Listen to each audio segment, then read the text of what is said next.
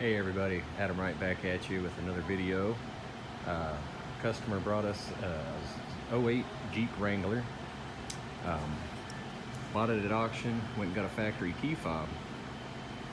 Dealer installed it and he said that it worked one time.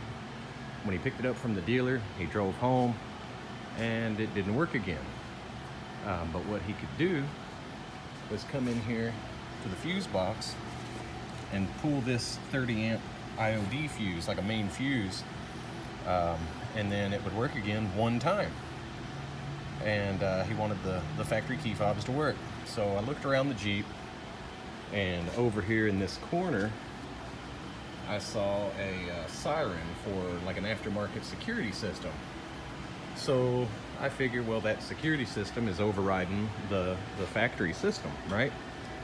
So I uninstalled all of this garbage in the floor right here,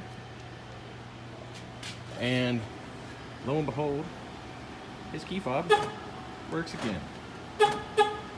Every time. You can start the truck like you're supposed to,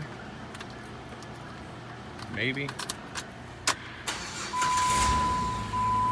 Start it, turn it off. Key fob's working perfectly. So if you've got a dealer key fob and it's not working on your vehicle that you just bought, used, or whatever, pop the hood and look and see if you can see a siren for an aftermarket security system, or look under the dash for any signs of an aftermarket security system hookup. Take all that garbage out and your factory fobs will work perfectly.